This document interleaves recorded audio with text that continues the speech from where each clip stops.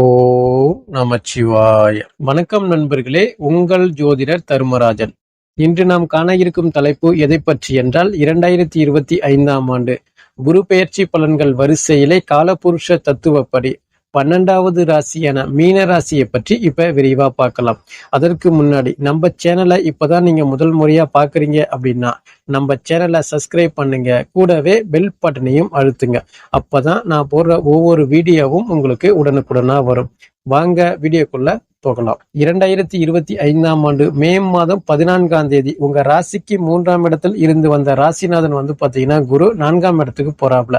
ராசிநாதன் குருவை பொறுத்த வரைக்கும் 3ஆம் இடத்துல இது வரைக்கும் மறைஞ்சிருந்தாரு. இப்ப 4ஆம் இடத்துக்கு போகும்போது பாத்தீங்கன்னா ஓரளவுக்கு பாத்தீங்கன்னா சுப பலன்கள் ஏற்படக்கூடிய சூழ்நிலை உங்களுக்கு அதிகமாவே இருக்கு. பொதுவா மீன ராசியை பொறுத்த வரைக்கும் ராசிநாதன் பிளஸ் 10ஆம் அதிபதி குரு, அந்த குரு 4ஆம் இடத்துல இருக்கும்போது பாத்தீங்கன்னா ஒரு பக்கம் பாத்தீங்கன்னா உங்களுக்கு 7.5 சனி நடந்துட்டு இருக்கு. அந்த 7.5 சனியில ஜென்ம சனி உங்களுக்கு நடந்துட்டு இருக்கிறதால ஒரு பக்கம் கடுமையான பாதிப்புகள் இருந்தாலும் இந்த குரு பெயர்ச்சி பலன்கள் மட்டும் உங்களுக்கு பாசிட்டிவான விஷயங்களை ஏற்படுத்தக்கூடிய சூழ்நிலை உங்களுக்கு உருவாகும். அப்படி இருக்கும்போது 4ஆம் இடத்துல குரு இருக்கும்போது பாத்தீங்கன்னா சுகபோக வாழ்க்கை அப்படிங்கிறது சிறப்பான முறையில கிடைக்கக்கூடிய சூழ்நிலையும் உங்களுக்கு உருவாகும்.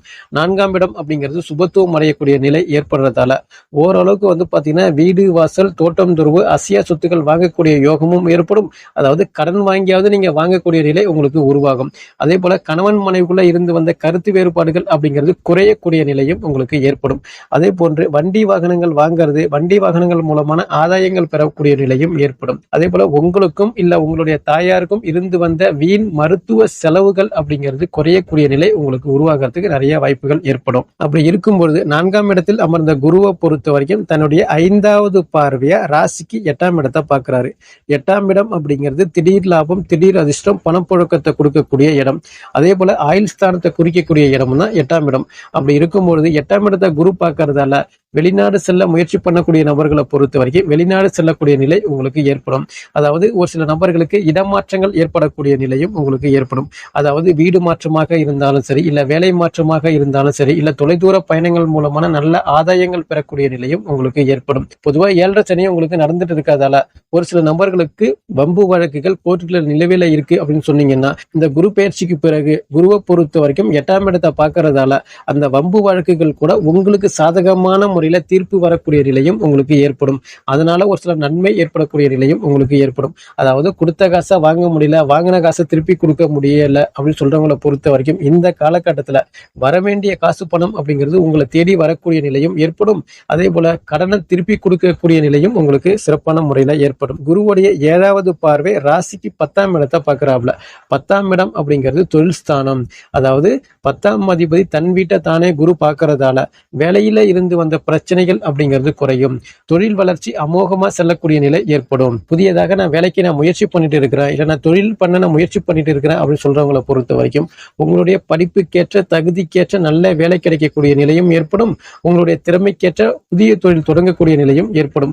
ஒரு பக்கம் 7.5 சனி பாத்தீங்கன்னா உங்களுக்கு ஜென்ம சனி கொஞ்சம் கடுமையான பாதிப்புகளை ஏற்படுத்திட்டு இருந்தாலும் இந்த குரு பயிற்சி காலகட்டத்துல தொழில நல்ல முன்னேற்றங்கள் ஏற்படக்கூடிய நிலையும் ஏற்படும். நல்ல லாபங்கள் பெறக்கூடிய நிலையும் உங்களுக்கு ஏற்படும். இது வரைக்கும் பாத்தீங்கன்னா அரசு பணியில எனக்கு தரங்கள் தாமதமாவே இருக்கு அப்படின்னு சொல்றவங்களை பொறுத்த வரைக்கும் அரசு பணிக்காக நீங்க முயற்சி பண்ணீங்கன்னா நல்ல முறையில அரசு பணி கிடைக்கக்கூடிய நிலையும் ஏற்படும். ஏற்கனவே நான் அரசு பணியில தான் இருக்கிறேன், ஆனா ஒரே மன உளைச்சலா இருக்கு, வேலைப்பளு அதிகமா இருக்கு அப்படின்னு சொல்றவங்களை பொறுத்த வரைக்கும் இந்த காலகட்டத்துல சம்பள உயர்வோ பதவி உயர்வோ பிடிச்ச இடத்திற்கு இடமாற்றங்கள் ஏற்படக்கூடிய நிலையும் உங்களுக்கு ஏற்படும். அதாவது வேலையில இருந்து வந்த பணி சுமை குறையக்கூடிய நிலை ஏற்படும்.